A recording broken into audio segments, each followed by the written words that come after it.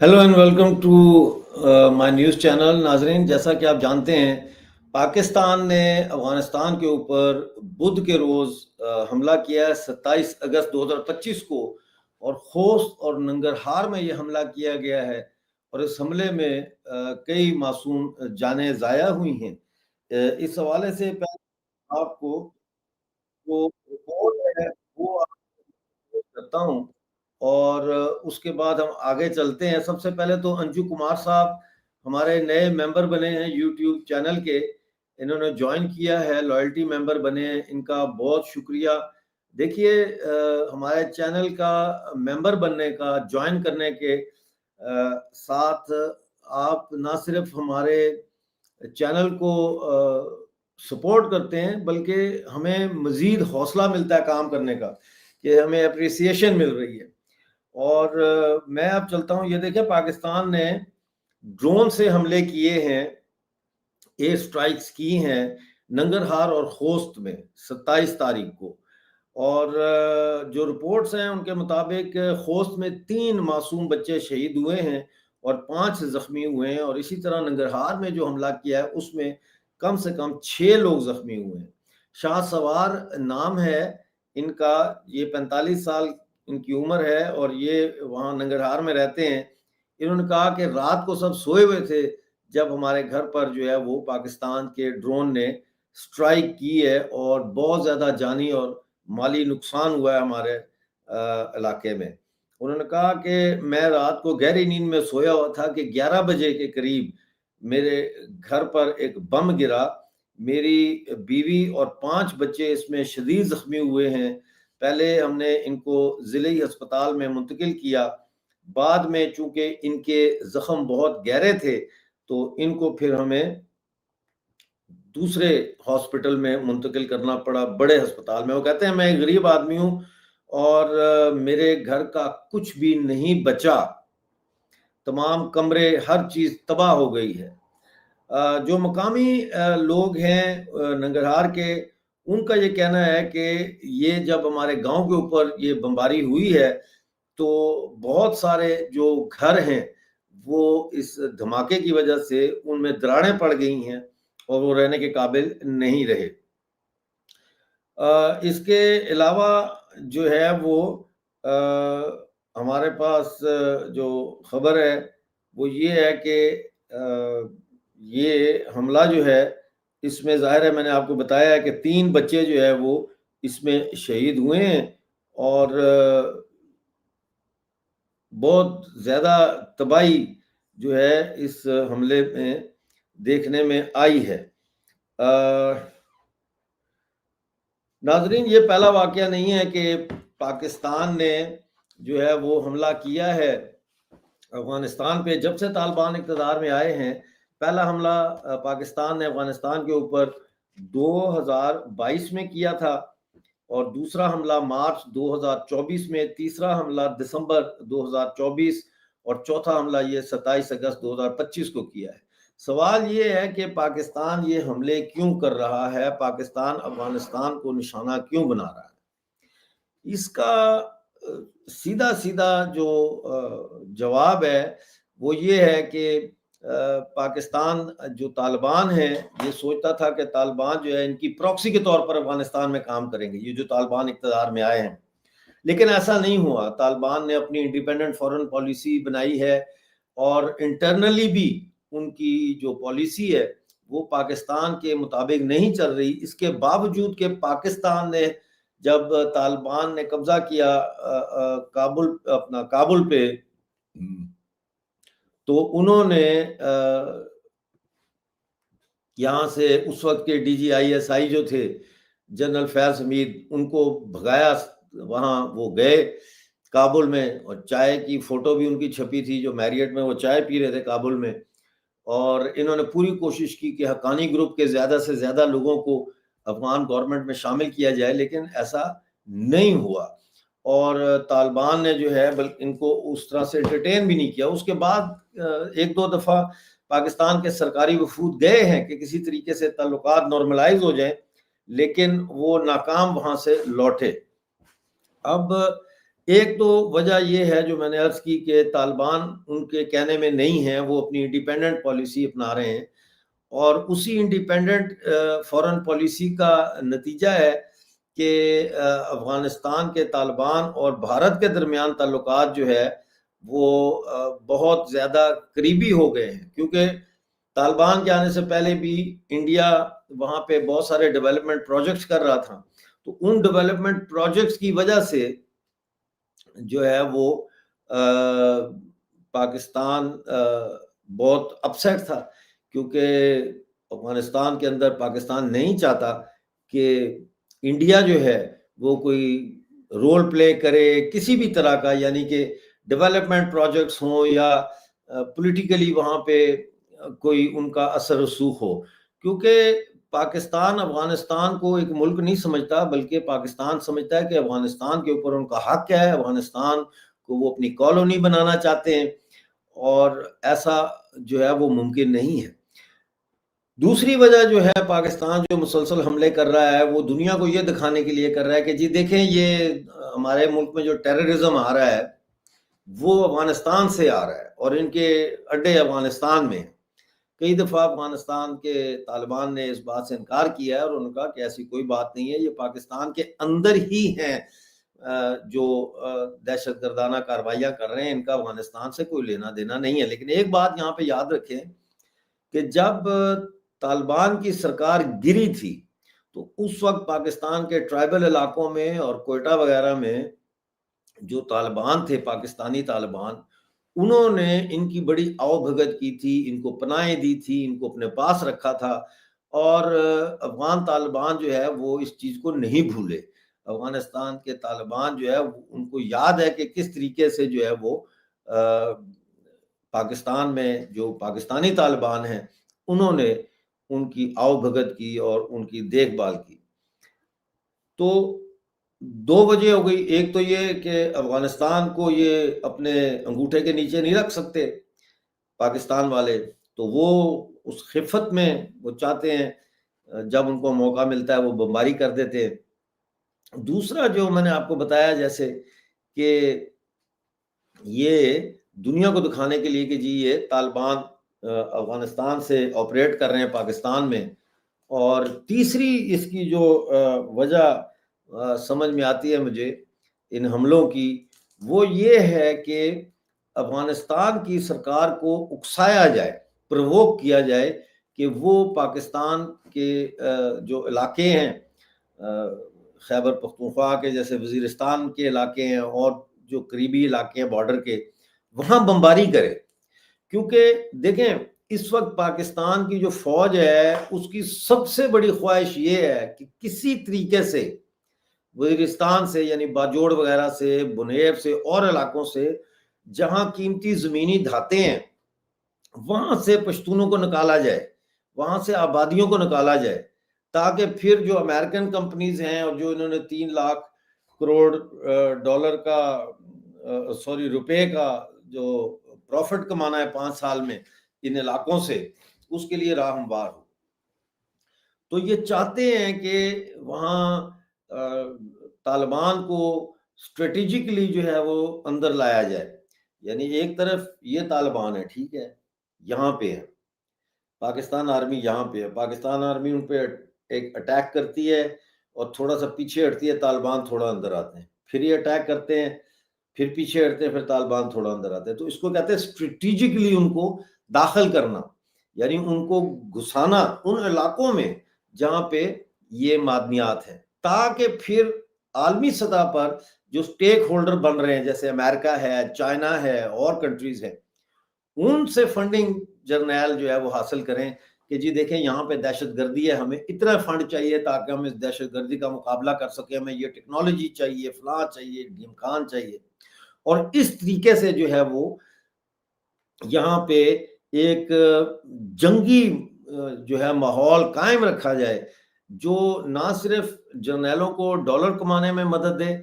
بلکہ یہ اس علاقے سے جو پشتون قوم ہے اس کی آبادیوں کو خوف زدہ اتنا وہ ہو جائیں کہ وہ خود ہی مجبور ہو کے والنٹیرلی جو ہے وہ ان علاقوں کو رضاکارانہ طور پر چھوڑ دیں۔ اچھا، اس حوالے سے بڑی امپورٹنٹ بات یہ ہے کہ یہ جرگے ہوئے وہاں پہ جو خیبر پختونخوا کے یہ متاثرہ علاقے ہیں، یہاں پہ جرگے ہوئے، جرگہ ایسے ہی ہے جیسے انڈیا میں پنچایت ہوتی ہے، اور یہ جرگوں میں یہ فیصلہ کیا، ان کو امن جرگے کا نام دیا گیا، اور ان میں یہ فیصلہ کیا گیا کہ ہم کسی قیمت پر بھی جو ہے وہ اپنے گھروں کو یا دیہات کو چھوڑ کے تو یہاں سے نقل مکانی نہیں کریں گے، مائیگریٹ نہیں کریں گے، کیونکہ ایک دفعہ ہم نے مائیگریٹ کر دیا تو دوبارہ یہاں آئیں گے کیسے؟ یہ ظاہر ہے ایک بہت بڑا سوال ہے۔ اور پھر جائیں کہاں؟ یا تو یہ نا کہ کوئی بہت ان کو کوٹھیاں دی جا رہی ہوں، مکانات دیے جا رہے ہوں کہ جی آپ یہاں شفٹ ہو جائیں کچھ عرصے کے لیے، یا کوئی ایک کلاس کے کوئی کیمپس وہاں پہ لگائے جا رہے ہوں کہ بھئی آپ ان کیمپس میں آ کے رہیں۔ ایسی صورتحال تو ہے نہیں، تو یہ جائیں تو جائیں کہاں؟ تو تقریباً میری جو اطلاع ہے، جو میں نے دیکھا ہے پریس میں، اس سے یہ اندازہ ہوتا ہے کہ تقریباً 20,000 کے لگ بھگ خاندان جو ہے وہ ان علاقوں سے آلریڈی نقل مکانی کر چکے ہیں، کیونکہ آپ ان کے گھروں پہ ڈائریکٹ بمباری کر رہے ہیں ڈرون سے۔ دیکھیں نا کتنے بچوں کی تصویریں میں نے اپنے شو پروگرامز میں دکھائی ہیں، جو دوسرا بھی میرا چینل ہے پشتون نیوز ایکسکلوسیو، اس پہ بھی میں نے دکھائی ہیں کہ کتنے بچے انہوں نے شہید کر دیے ہیں، کتنی عورتیں انہوں نے شہید کر دی ہیں، معذور کر دیے ہیں لوگ۔ پھر وہاں مائنز بچھائی ہوئی ہیں، ان مائنز سے اور کھلونا بم جو ہوتا ہے، ٹوائے بامز جو ہوتے ہیں، ان سے بچے شہید ہو رہے ہیں اور زخمی ہو رہے ہیں۔ لیکن ابھی بھی لاکھوں خاندان وہاں موجود ہیں، انہوں نے وہاں سے نکلنے سے انکار کر دیا ہے۔ لہٰذا سیلاب کو بھی اب پاکستانی فوج ایک ہتھیار کے طور پر استعمال کر رہی ہے۔ آپ نے دیکھا کس طرح بنیر پورا تباہ ہو گیا سیلاب سے، اور بھی علاقے تباہ و برباد ہو گئے، سینکڑوں لوگ اس میں مر گئے، 600 سے زیادہ تو لوگ صرف بنیر کے ارد گرد کے علاقوں میں جو ہے وہ ان کی جان گئی ہے ان سیلابوں کی وجہ سے۔ اور اس میں میرا اپنا ماننا ہے، میں نے اس میں کلاؤڈ برسٹ کے اوپر پروگرام بھی کیا ہے، پشتون نیوز ایکسکلوسیو جو میرا دوسرا چینل ہے اس پہ، جس میں میں نے بتایا ہے کہ کلاؤڈ برسٹ کیا ہوتا ہے اور کیسے کیا جاتا ہے، آرٹیفیشلی کیسے، مین میڈ کلاؤڈ برسٹ کیسے کیا جاتا ہے۔ اور میرا یہ ماننا ہے کہ اتنی بڑی تعداد میں جو یہ بارش ہوئی ہے اور سیلاب، اس کے پیچھے نظر یہی آتا ہے کہ پاکستان ملٹری اسٹیبلشمنٹ کا کہیں نہ کہیں کوئی رول ہے آرٹیفیشل کلاؤڈ برسٹ مینوفیکچر کرنے میں۔ تو یہاں سے اس وقت جو بھی پاکستان افغانستان پہ حملے کرتا ہے یا پرووک کرتا ہے، اس کی مین جو وجہ اس وقت سمجھ میں آتی ہے شارٹ ٹرم میں، وہ یہی ہے کہ یہ ان علاقوں سے، وزیرستان سے جو ہے یہ آبادیوں کو نکالنے کے لیے ایک سے زیادہ ہتھ کنڈے استعمال کر رہے ہیں، جس میں جیسا میں نے کہا ہے کہ طالبان کو اسٹریٹجیکلی اندر گھسا رہے ہیں۔ اور ابھی تک ایک طالبان کا فوٹو آپ نے کہیں دیکھا ہے کہ کسی ایک طالبان کا فوٹو کہ جی یہ دیکھو جی یہ طالبان کا کمانڈر تھا، ہم نے اس کو مار دیا ہے؟ ایسا تو میں نے تو نہیں دیکھا۔ لیکن سینکڑوں بچوں کی تصویریں اور عام شہریوں کی تصویریں پشتونوں کی آپ نے ضرور دیکھی ہوں گی، جس میں کہ یہ بچے مارے جا رہے ہیں، لوگوں کے گھر تباہ ہو رہے ہیں، مارٹر گولے پھینک رہے ہیں لوگوں کے گھروں پر دیہات میں۔ یعنی اس کی بھی میں نے وہ دکھایا فوٹیج پشتون تحفظ، پشتون نیوز ایکسکلوسیو میں۔ اب دوسرا طریقہ انہوں نے جو اپنایا تھا وہ یہ تھا کہ بارش کو بڑھاؤ۔ ایک تو بارش ویسے بھی ہو رہی ہے کلائمیٹ چینج کی وجہ سے، لیکن اس کے اضافہ کرو اس میں کلاؤڈ برسٹ کے ذریعے۔ اور تیسرا اب یہ افغانستان کو اکسا رہے ہیں کہ افغانستان بھی بمباری کرے، اور اس علاقے میں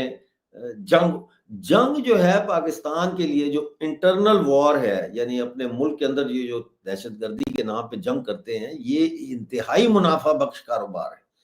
یہ ایک مطلب ہے کہ یہ کوئی مطلب غریب کے لیے اور لوکل آبادی کے لیے تو یہ ظاہر ہے کہ ایک بہت بڑی آفت ہے، لیکن جرنیلوں کے لیے اور اسلحہ بیچنے والی کمپنیوں کے لیے جنگ ایک انتہائی منافع بخش کاروبار ہے۔ اور جس طرح سے جنرل عاصم منیر اب بار بار امریکہ گئے ہیں اور وہاں جا کے انہوں نے جو ہے وہ ڈونلڈ ٹرمپ سے ملاقات کی ہے، اور ڈونلڈ ٹرمپ کو انہوں نے جس طرح سے کنونس کیا ہے کہ جی یہاں پہ تو بہت تیل ہے، تو گیس ہے، تو سونا ہے، تو پتہ نہیں لیتھیم ہے، اور یہ اور وہ اور کاپر ہے۔ اور اس کے بعد پھر خبر آتی ہے کہ جی کہ پختونستان جو ہے خیبر پختونخوا، یہاں پہ جو تیل کی نکالنا ہے، کشید کرنا ہے، ایکسٹریکٹ کرنا ہے، اس کے لیے امریکہ کا جو پریزیڈنٹ ہے ڈونلڈ ٹرمپ، ان کے جو داماد ہیں وہ آلریڈی پاکستان پہنچ چکے ہیں، اور یہ بھی کہا گیا ہے کہ لاہور میں انہوں نے آلریڈی آفس کھول لیا ہے، جہاں سے وہ عالمی سطح پہ مارکیٹنگ شروع کر دی ہے انہوں نے کہ جی کون کون سا ملک جو ہے وہ تیل خریدے گا۔ اور اس سارے سے جو میں نے بتایا تھا آپ کو کہ 3 لاکھ کروڑ روپیہ پاکستان آرمی کے بینک کے اکاؤنٹس میں جائے گا 5 سال، اوور پیریڈ 5 سال، یعنی 5 سالوں میں اتنی رقم ان کے بینک میں جائے گی۔ تو پھر دیکھ، آپ خود سمجھدار ہیں، مجھے تو آپ کو کچھ سمجھانے کی ضرورت نہیں ہے، پڑھے لکھے لوگ ہیں آپ خود میتھمیٹکس کر لیں، ارتھمیٹک اس کا کر لیں حساب کتاب، کہ 3 لاکھ کروڑ روپیہ حاصل کرنے کے لیے یہ کچھ بھی کریں گے۔ تو اس وقت ان کی کوشش یہ ہے کہ خیبر پختونخوا کی جو آبادی ہے، جن علاقوں میں انہوں نے تیل نکالنا ہے یا جو بھی نکالنا ہے، وہ وہاں سے آبادیوں کو یہ نکالے۔ اور طالبان جو ہے یہ ایک بڑا کمپلیکس ایشو ہے طالبان کا۔ دیکھیں، ایک طرف تو طالبان جو ہے انہوں نے لڑکیوں کے اسکول وغیرہ جو ہے وہ بند کیے، اور ایک مخصوص عمر تک کے بعد ان کی تعلیم پر بھی پابندی ہے، نوکریوں کا بھی کافی مسئلہ ہے ان کو، خواتین کو وہاں پہ، عورتوں کو وغیرہ وغیرہ، اور بروٹل پنشمنٹس بھی دی جا رہی ہیں۔ وہ ایک علیحدہ چیز اپنی جگہ پہ موجود ہے جو سب کو نظر بھی آتی ہے، لیکن طالبان جس طریقے سے افغانستان میں گورننس کر رہے ہیں، اس گورننس میں سب سے امپورٹنٹ ان کی فورن پالیسی ہے، اور وہ فورن پالیسی جو ہے ان کی، وہ ہے نان انٹرفیرنس کی۔ یعنی انہوں نے بیسیکلی جو چوئن لائے تھے چائنا کے، جو پرائم منسٹر بھی رہے اور فورن منسٹر بھی رہے ماؤ تونگ کے زمانے میں، ان کے جو 5 نکات تھے فورن پالیسی کے، ان کو اپنایا ہوا ہے، جس میں سب سے امپورٹنٹ یہ ہے کہ دوسرے ملکوں کے اندر جو ہے وہ ہم ان کے معاملات میں انٹرفیئر نہیں کریں گے۔ یہی وجہ ہے کہ آپ دیکھتے ہیں کہ طالبان میں اور داعش میں بڑا فرق ہے، یا آئسس میں بڑا فرق ہے، کہ طالبان اپنے کہتے ہیں کہ جی ہم تو افغانستان سے غیر ملکی فوجوں کا انخلا چاہتے تھے، چاہے وہ رشین ہو، چاہے امریکن ہو، چاہے کوئی اور ہو، وہ ہدف ہم نے حاصل کرنا ہے۔ اچھا، امریکہ چلا گیا وہاں سے، اب وہ ایک علیحدہ بات ہے کہ امریکہ ان کے ساتھ کیا سودے بازی کر کے گیا ہے، انہوں نے آپس میں کیا معاملات طے کیے ہیں، کیونکہ بٹگرام کا ایئر بیس ایک دفعہ پھر امریکہ کے حوالے کر دیا گیا، ٹھیک ہے نا، وہ ایک علیحدہ چیز ہے۔ لیکن اقتدار میں آنے کے بعد انہوں نے پاکستان میں تو شریعت نافذ کرنے کا نعرہ نہیں لگایا، انہوں نے ایران میں تو شریعت نافذ کرنے کا نہیں لگایا، یا سینٹرل ایشین ریاستوں میں تو انہوں نے شریعت نافذ کرنے کا اعلان نہیں نہ کیا۔ یہ اپنے ہی ملک کے اندر انہوں نے شریعت نافذ کی ہے، بارڈرز کو سیکیور کر رہے ہیں، بارڈر پہ میں آتا ہوں ابھی، اور اس حوالے سے یہ کسی کے لیے کوئی تھریٹ نہیں ہے۔ طالبان ایک ریجنل تھریٹ نہیں ہے کسی کے لیے بھی، کیونکہ وہ کسی ملک پہ نہ حملہ کر رہے ہیں، نہ وہ کسی ملک میں مرسنریز بھیج رہے ہیں، یعنی یہ جس طرح پاکستان بھیجتا ہے کشمیر کے اندر انڈیا میں انفلٹریٹرز، وہ تو پاکستان میں نہیں بھیج رہے، بلکہ جو آفت آئی ہے افغانستان کے اوپر، چاہے وہ مطلب ہے کہ فیمن کے نتیجے میں آئی ہے یا وہ کلائمیٹ چینج کے نتیجے میں آئی ہے، تو انہوں نے دوسرے ملکوں سے جو امداد آئی ہے اس کو ویلکم کیا ہے، اور پاکستان نے جو امداد بھیجی ہے اس کو واپس بھیج دیا ہے، یہ کہہ کے کہ جی آپ نے جو ہمیں گیہوں بھیجا ہے، یہ گیہوں میں کیڑا لگا ہوا ہے، یہ خراب ہے گیہوں۔ تو 50,000 ٹن گیہوں پاکستان کو واپس کیا۔ Excuse me.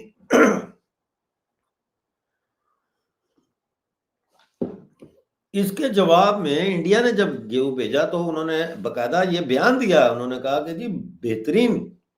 گیہوں یہ جو ہے بھیجا ہے ہمیں، A کلاس گیہوں انڈیا نے بھیجا ہے۔ تو ظاہر ہے کہ پھر ایسے میں تو وہ انڈیا کو پسند کریں گے، ایک سیکنڈ میں بیان نکالنا چاہ رہا ہوں افغان فارن منسٹر کا.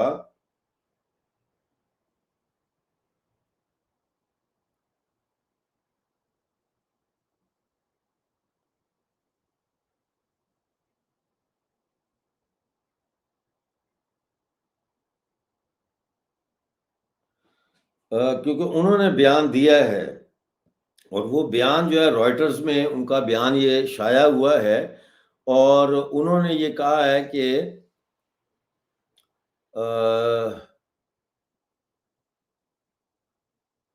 طالبان کی وزارت خارجہ یعنی فارن منسٹری نے کہا ہے کہ ہم افغانستان کی جو فضائی حدود ہے، ایئر سپیس ہے، اس کی اور سویلینز پر بمباری کرنے کی شدید الفاظ میں مذمت کرتے ہیں، اور اس قسم کی غیر ذمہ دارانہ ایکشن جو ہے ان کے کانسیکوینسز ہوں گے، ان کے نتائج ہوں گے. اچھا، یہ انہوں نے کمنٹ کیا ہے پران بھشت جی نے، پاکستانی فوج کے دل کی دھڑکن 200 بار رہی ہوگی، 200 بار دھڑک رہی ہوگی ایک منٹ میں. ایک بڑے ہاتھی کے پیروں کی دھمک محسوس کر رہا ہے پاکستان، جو اس کی طرف بڑھ رہا ہے. جلدی پاکستان کے لوگوں کو راحت ملے گی. اچھا جی، یہ کون ہے جی ہاتھی؟ اس کے بارے میں تو ہمیں کچھ پتہ نہیں ہے. بہرحال ایک دفعہ پھر میں آپ کو بتا دوں کہ پلیز چینل کو جوائن کریں. یہ انجو کمار جی نے جوائن کیا ہے اور ممبر بنے ہیں. آپ گفٹ بھی کر سکتے ہیں چینل کو. ظاہر ہے کہ آپ دیکھ لیں کہ جو ممبر بنے تھے ہمارے، جنہوں نے جوائن کیا تھا، وہ جو ان کی ممبرشپ کے فیس آئی، اس سے ہم نے اپنے اسٹوڈیو کو تھوڑا بہتر کیا ہے. یہاں پہ یہ سارا سسٹم اس کو تھوڑا بہتر کیا، لیکن ابھی اس کو اور بہتر کرنا ہے. اس کے جو ویڈیو کی جو کوالٹی ہے، اس کو بہتر کرنے کے لیے اور پریزنٹیشن کو بہتر کرنے کے لیے جو سافٹ ویئرز وغیرہ ہمیں چاہیے اور جو سٹاف ہمیں چاہیے، اس کے لیے کم از کم ہمارے پاس 1000 ممبر ہمیں چاہیے. ہمارے 250 سے زیادہ ممبر ہو گئے تھے، لیکن شاید انہوں نے رینیو نہیں کی ممبرشپ، تو اب 200 سے نیچے آ گئی ہے ممبرشپ. تو پلیز میں ریکویسٹ کروں گا کہ پروگرام کے دوران جو ہے آپ کوشش کر کے تو پلیز چینل کو جوائن ضرور کریں. یہ بہت بڑی ہماری ہیلپ ہوگی.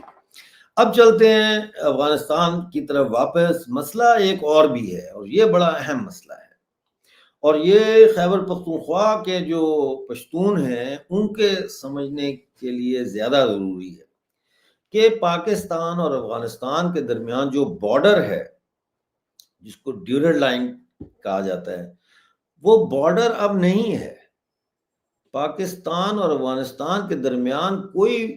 سرحدی معاہدہ نہیں ہے، کوئی باؤنڈری کمیشن کا کوئی معاہدہ نہیں ہے.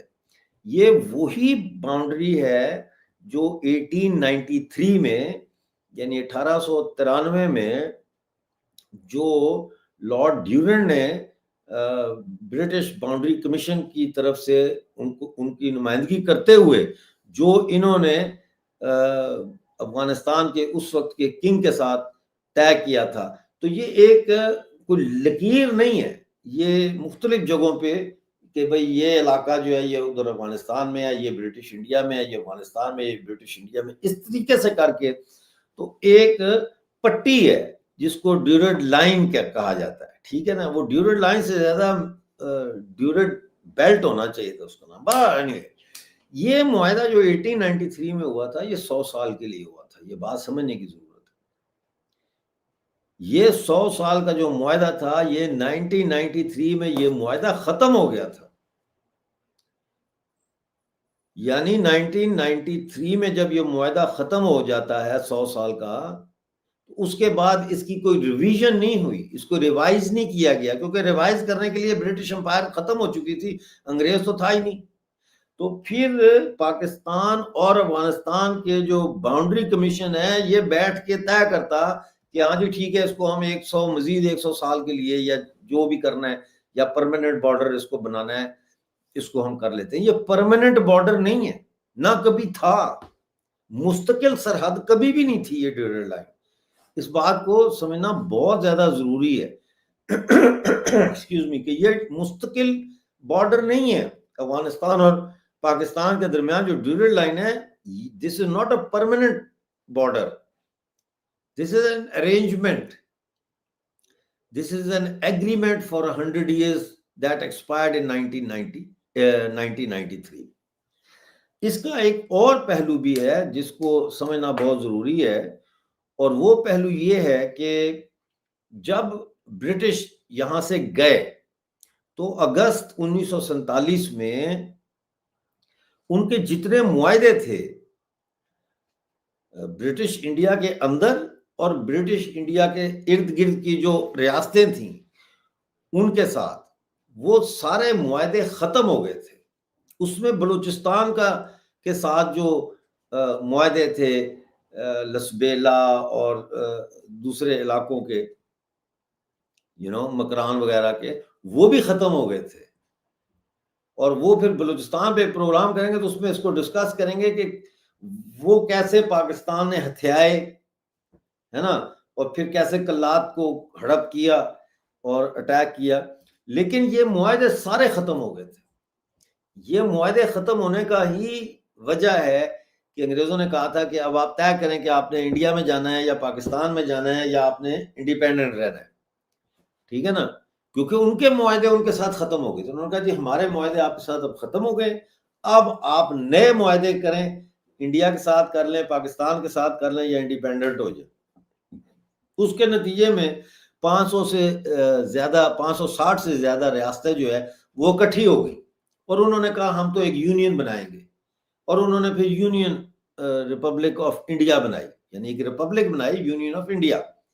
جس میں ریاستیں موجود ہیں, آج بھی موجود ہیں 28 سے زیادہ ریاستیں ہیں انڈیا میں, لیکن وہ ایک یونین بنا کے انہوں نے ایک مرکز بنایا اور ایک کانسٹیٹیوشن بنایا, اور پھر اس کانسٹیٹیوشن میں ان ریاستوں کے رائٹس جو ہے ان کو محفوظ کیا گیا. پھر سول رائٹس تھے, اکنامک رائٹس تھے, پولیٹیکل رائٹس تھے, یہ سارے معاملات طے ہوئے, تب یہ یونین ہے. اسی لیے تو وہاں مارشل لا نہیں لگا ابھی تک, کہ وہاں پہ جنرلی اسپیکنگ وہاں کے جو آبادیاں ہیں, جو ریاستیں ہیں سوری, ان کے حقوق کو مرکز نے سلب نہیں کیا, انلیس کہ وہاں صدارتی نظام لانا پڑے, کو بہت بڑی وہاں پہ سوشل انریسٹ ہو جائے یا کوئی بہت بڑا کرائسس کسی ایک ریاست میں ڈیولپ ہو جائے, لیکن پورے ملک کے اوپر تو ایسا نہیں ہوا. اچھا, تو اس روح سے یہ سمجھنے کی کوشش کریں کہ انگریزوں کے 2 طرح کے معاہدے تھے. ایک ان کے معاہدے تھے پولیٹیکل ایڈمنسٹریشن کے معاہدے, جو ان ریاستوں کے ساتھ تھے جو برٹش انڈیا کے اندر ان کے نیچے حکمرانی میں تھے, اور دوسرے ان کے جو تھے معاہدے وہ برٹش انڈین وزارت خارجہ کے تعلقات تھے, افغانستان سے, بلوچستان سے اور دوسری ارد گرد کی ریاستوں سے, جس میں بھوٹان بھی شامل ہے اور دوسری ریاستیں بھی شامل ہیں. تو جب انگریز جاتا ہے یہاں سے تو 1947 میں یہ سارے معاہدے ختم ہو جاتے ہیں. ان کی مطلب ہے جیسے گلگت کے ساتھ, گلگت کو مہاراجہ ہری سنگھ نے 60 سال کے لیے دیا تھا لیز پہ انگریزوں کو, گلگت ایجنسی جو آج کا گلگت بلتستان ہے, 60 سالوں کے لیے لیز پہ دے دیا تھا, اور انگریزوں نے لیز پہ لیا, زبردستی لیا یا کیسے لیا, لیکن انہوں نے لیا کیونکہ یہ 3 بڑی سلطنتوں کا پوائنٹ تھا جہاں یہ ملتے ہیں, یعنی چائنیز امپائر, رشین امپائر اور برٹش امپائر. تو گلگت بلتستان ان کے لیے, انگریزوں کے لیے بڑا کی تھا کہ یہ روس کو چیک میں رکھنے کے لیے, رشین امپائر کو. لیکن جب یہ 1947 اگست آتا ہے تو انگریز گلگت ایجنسی واپس کر دیتے ہیں مہاراجہ ہری سنگھ کو, کیونکہ وہ جو معاہدہ 60 سال کا تھا وہ ختم ہو گیا نا. انگریز تو چلا جا رہا ہے, وہ اس کے اب معاہدے ختم ہو گئے, اور ابھی معاہدہ ہوا ہی نہیں تھا ریاست جموں کشمیر کا, جس کا اس وقت گلگت بلتستان حصہ تھا, including Ladakh and all that. تو پاکستان نے 22 اکتوبر 1947 کو حملہ کر دیا, اور حملہ کر کے اس نے ظاہر ہے یہ آزاد کشمیر کا علاقہ اور گلگت بلتستان کا علاقہ اس پہ قبضہ کر لیا، اور پھر وہ ایک علیحدہ کہانی ہے۔ لیکن میں جو بات یہاں پہ کر رہا ہوں وہ یہ ہے کہ 1947 میں ڈیورنڈ لائن کا معاہدہ بھی تو ختم ہو جاتا ہے نا پھر، ہیں جی، ڈیورنڈ لائن کا معاہدہ بھی ختم ہو جاتا ہے، سائیک پیکوٹس کا جو معاہدہ ہے بلوچستان کی سرحد کا ایران کے ساتھ وہ بھی ختم ہو جاتے ہیں، یہ سارے معاہدے ختم ہو جاتے ہیں نا پھر ٹیکنیکلی سپیکنگ، اصولی طور پر۔ تو اس کا مطلب یہ ہے کہ 1947 سے ہی پاکستان قابض ہے ان علاقوں پہ۔ یہ اگر آپ بات سمجھ جائیں تو آپ خیبر پختونخوا کا مسئلہ سمجھ جائیں گے، افغانستان کا مسئلہ سمجھ جائیں گے کہ یہ جو علاقے ہیں پاکستان کے پاس، جس کو خیبر پختونخوا کہتے ہیں یا جس کو کہتے ہیں KPK، کوئی پختونخوا، کوئی کچھ کہتا ہے، ابھی تک اس بچے کا کوئی نام ہی نہیں رکھ سکے ہم، اس کو میں کہتا ہوں پاکستانی مقبوضہ افغانستان۔ بھائی دس از افغانستان، وہ پاکستان کے قبضے میں افغانستان کا حصہ ہے، دس بلونگس ٹو افغانستان۔ یہ پورا سارا پشاور سے آگے اٹک تک اور باقی جو جتنا علاقہ ہے یہ سارا افغانستان ہے۔ یہ جو آپ کا دریا کابل بہ رہا ہے خیر آباد میں، یہاں تک یہ سب افغانستان ہے، جس کا مطلب یہ ہے کہ پاکستان اسی طرح سے قابض ہے افغانستان کی سرزمین پر جس طرح وہ آزاد کشمیر اور گلگت بلتستان کی بھارتی سرزمین پر قابض ہے۔ ادھر بھی قبضہ ہے، کیونکہ 26 اکتوبر 1947 کو کشمیر کا جو مہاراجا تھا ہری سنگھ، اس نے تو الحاق کا معاہدہ کر لیا تھا ماؤنٹ بیٹن کے ساتھ کہ ہم انڈیا میں جا رہے ہیں، اس میں تو پوری ریاست کا معاہدہ کیا تھا جس میں یہ گلگت بلتستان اور یہ سو کالڈ آزاد کشمیر شامل ہیں۔ تو اس کا مطلب یہ ہے کہ انڈیا کی سرحد جو ہے وہ راولپنڈی، منگلا کے آگے یہ راولپنڈی تک انڈیا کی سرحد ہے اس طرف، اور اس طرف سے بھی گلگت بلتستان جہاں ختم ہوتا ہے پاکستان سے ملتا ہے وہاں تک بھی جو سرحد ہے وہ انڈیا کی سرحد ہے۔ تو افغان جو ہے وہ اس سرحد کو نہیں مانتے۔ افغانستان، آپ پاکستان جو ہے وہ وہاں پہ فینس لگانے کی کوشش کرتا ہے، بارڈر پہ بارڈر سیل کرنے کی کوشش کرتے ہیں، تو یہ جا کے وہ بارڈر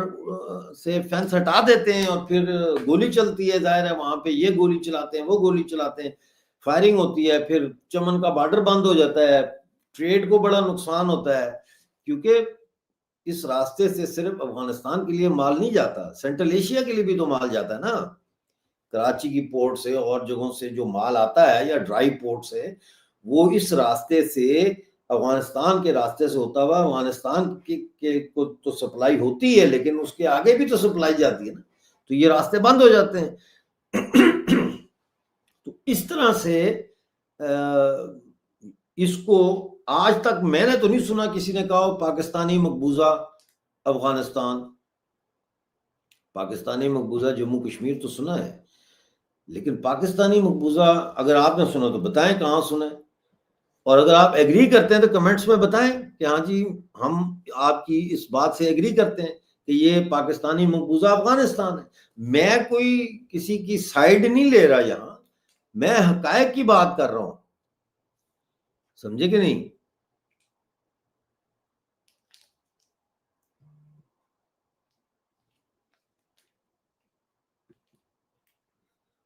سمجھے نا؟ تو یہ جو چیزیں ہیں ان کو سمجھنا بہت ضروری ہے کہ یہ جو افغانستان کا حصہ ہے جس پہ پاکستان کا قبضہ ہے، یہ حصہ اب افغانستان میں شامل کیوں نہیں ہو رہا؟ اس کی وجہ یہ ہے، ایک وجہ بڑی، کہ پختونوں کو پاکستان قائم ہونے کے بعد اتنا کنفیوز کیا گیا، اور پختونوں کے جو قوانین تھے ان کو ساتھ ملا کے خوانین پاکستان آرمی اور بڑی بیوروکریسی کا ایک ایسا غیر مقدس اتحاد قائم کیا گیا جس اتحاد نے پشتون قوم کو دبا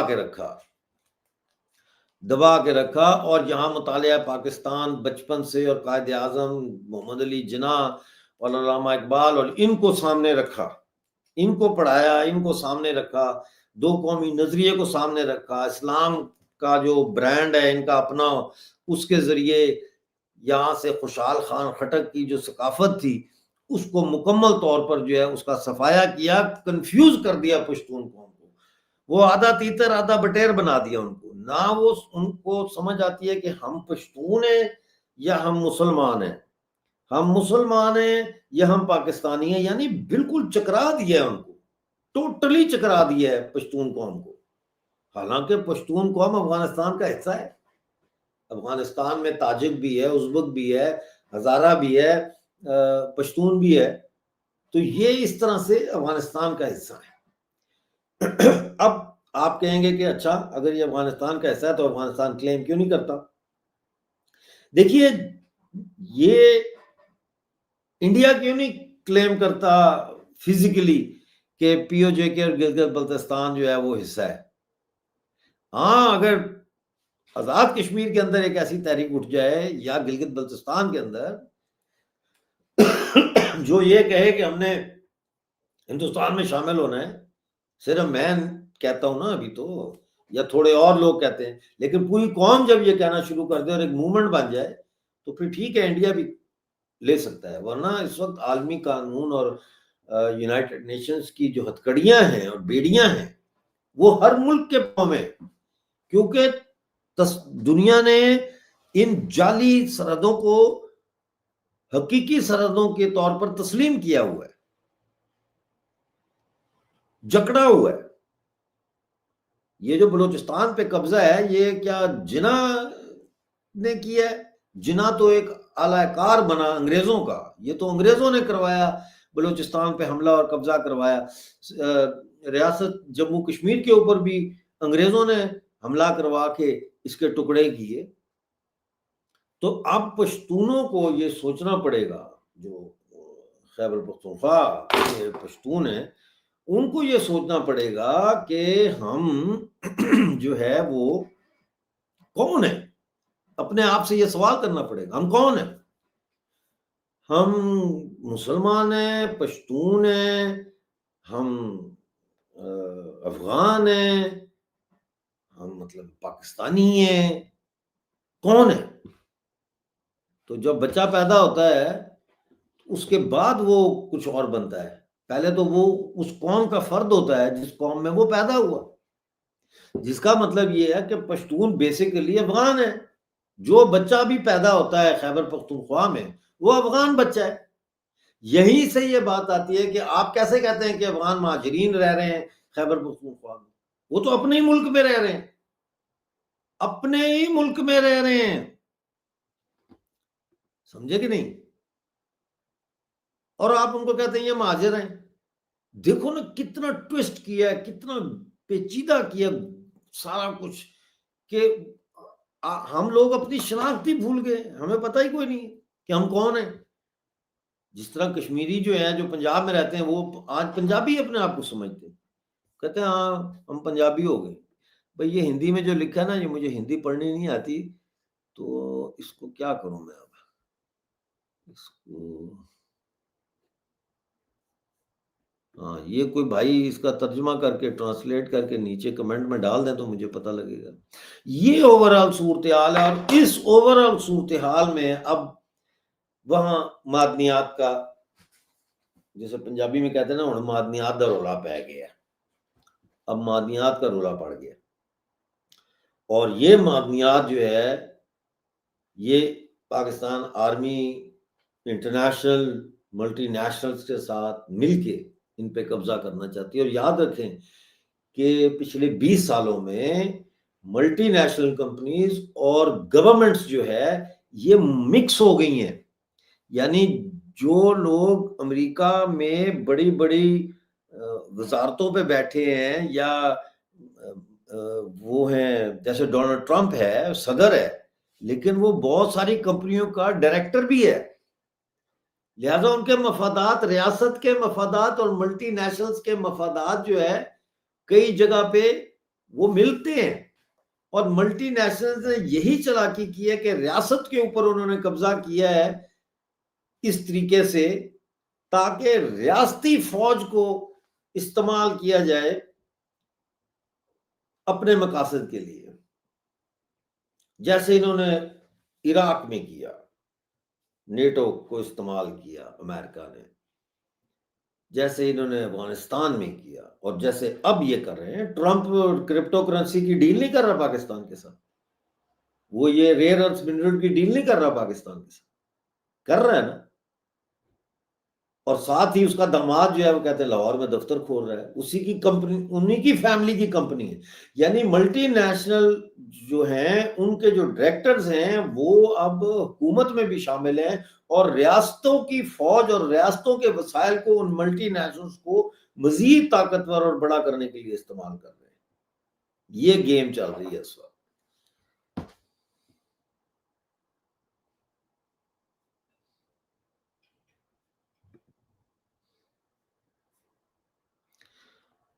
آئیڈینٹی تو پاکستان کا بہت بڑا مسئلہ ہے شروع سے، بالکل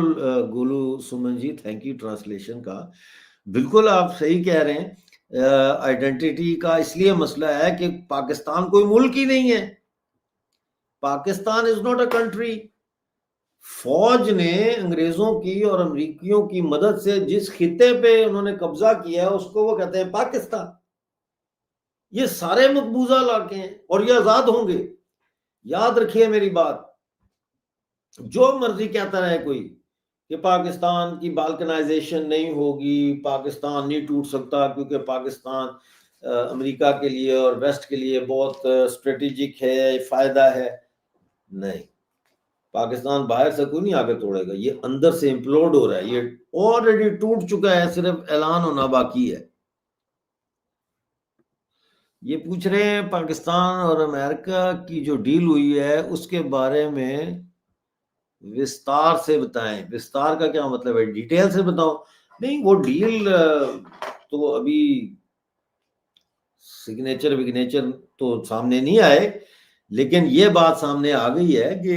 ٹرمپ کرپٹو کرنسی کے حوالے سے پاکستان کو دنیا کا کرپٹو کرنسی کا وہ بنانا چاہتا ہے سینٹر، اور دوسرا یہ آیا ہے کہ بلوچستان اور خیبر پختونخوا کی جو معدنیات ہیں وہ امریکہ پاکستان کی مدد سے لے گا۔ اب امپورٹنٹ چیز یہ دیکھنی ہے کہ جو ٹرمپ اور شی جن پنگ کی ملاقات ہونے جا رہی ہے کچھ عرصے میں، آپ دیکھیں گے کہ ٹرمپ اور شی جن پنگ کی ملاقات ہوگی، اس میں بھی یہ مسئلہ زیر غور آئے گا، اور ہو سکتا ہے، آئی ڈونٹ نو، دنیا سرپرائزز سے بھری ہوئی ہے، ایسا بھی ہو سکتا ہے کہ امریکہ اور چائنا کی ڈیل ہو جائے اور وہ کہیں ٹھیک ہے اور یہ دونوں مل کے لوٹنا شروع کر دیں، ایسا بھی ہو سکتا ہے، ایسا بھی ہو سکتا ہے، لیکن وہ وقت آنے تک ہمیں ویٹ کرنا پڑے گا۔ سر پی او جے کے لوگ پاکستانیوں کی حرکت کو جانتے ہوئے بھی اس کا زیادہ لوگ وہاں کا ورود کیوں نہیں؟ بہت ورود ہو رہا ہے، کیوں نہیں ہو رہا ورود؟ راولہ کوٹ میں اتنے جلوس نکلے ہیں، آج نکلا ہے مظفر آباد میں جلوس، اور آزادی کے نعرے وہاں لگے ہیں، ورود پاکستان کو کوئی پسند نہیں کرتا، وہاں پہ کوئی بھی نہیں کرتا پسند، اور بلوچستان ضرور آزاد ہوگا۔ اسد بلوچ صاحب، تھینک یو ویری مچ۔ تو آپ لوگوں سے میری گزارش ہے کہ پلیز اس کے ممبر بنیے اور ویڈیو کو لائک کریں، شیئر کریں اس کو، لائیو کو۔ پی او کے لوگ پرو انڈیا کیسے بن سکتے ہیں؟ بھئی پرو انڈیا نہیں بن سکتے، بہت مشکل ہے۔ پرو انڈیا اس صورت میں بن سکتے ہیں کہ انڈیا ان کی آواز بنے، ٹھیک ہے نا؟ تو انڈیا ان کی آواز نہیں بنے گا تو وہ پورا پی او جے کے اور گلگت بلتستان جو ہے اس طرح سے پرو انڈیا نہیں ہوگا۔ میں سمجھتا ہوں کہ وہ ظاہر ہے انڈیا کو تو پسند کرتے ہیں سب، وہ دیکھتے ہیں ترقی کر رہا ہے، ڈیولپ ہو رہا ہے، لیکن وہ اس طرح سے جس معنوں میں آپ کہہ رہے ہیں نا رائے جی، اس معنوں میں پی او جے کے اور گلگت بلتستان کے لوگ پرو انڈیا اس وقت بنیں گے جب انڈیا پرو پی او جے کے اور گلگت بلتستان بنے گا، جب انڈیا کی گورنمنٹ پرو، یعنی ہم بھوکے مر گئے وہاں پہ، آٹا آپ بھیجتے رہے افغانستان، چاول آپ بھیجتے رہے افغانستان، اور گلگت بلتستان میں جو ہے وہ فاقے لوگ کر رہے تھے، تو وہاں سے تو ایک دانہ اپنے انڈیا کی گورنمنٹ نے نہیں بھیجا نا پی او جے کے یا گلگت بلتستان میں، تو پھر پرو انڈیا آپ کہتے ہیں بنے، تو پھر اس کے لیے آپ کو کچھ کام بھی کرنے پڑتے ہیں نا لوگوں کو، تو وہ تو آپ نے نہیں بھیجے، پوری دنیا میں ویکسینیں بھیج رہے ہیں، سارا کچھ کر رہے ہیں، تو وہ بات آ جاتی ہے کہ جہاں مال ہے وہیں پہ آپ بھی مال لگا رہے ہیں، ہے نا. Pakistan divide 5 parts, 1 part taken by India. This is the astrology prediction. میں اسٹرالوجی کی پریڈکشنز میں یقین نہیں کرتا، میں انسان کی قوت ارادی میں اور انسان کی پلاننگ میں اور انسان کی اجتماعی کلیکٹیو اسٹرگل میں یقین کرتا ہوں. پریڈکشنیں کرتے رہتے ہیں لوگ، صحیح بھی ہو جاتی ہیں، غلط بھی ہو جاتی ہیں، اور پریڈکشنیں عام طور پہ اسٹیبلشمنٹ خود کرواتی ہے، جو انہوں نے کرنا ہوتا ہے نا وہ پہلے پریڈکشن کروا دیتے ہیں کہ جی وہ جوشتی نے یہ کہا تھا تو یہ ہو رہا ہے، لہٰذا یہ ٹھیک ہو رہا ہے نا. سمجھ آئی؟ یہ بڑی گیمیں ہیں بھائی، بڑی گیمیں ہیں، ان گیموں میں مت پڑیں. یہ بتائیں کہ آج ممبر کون بنا ہے آپ میں سے؟ یہ بنے ہیں نا انجو کمار جی ممبر بنے ہیں، آپ میں سے اور کون ممبر بنا ہے؟ پلیز جوائن کریں اس کو، ممبر بنیں. اور یہ ہمارے ممبر ہیں، بڑے پرانے ممبر ہیں ہمارے ساتھ. تو بہت شکریہ آج کا پروگرام دیکھنے کا، اور thank you very much for being with me. امید ہے آپ کو پسند آیا ہوگا. پلیز کمنٹ میں ضرور بتائیے گا کہ آپ میری کن باتوں سے اتفاق نہیں کرتے، تاکہ اگلے پروگرام میں ان سوالوں کا جواب لے کے حاضر ہوں. کل ضرور آپ نے جڑنا ہے، کیونکہ کل اسی ٹائم پہ ہم پھر لائیو کر رہے ہیں،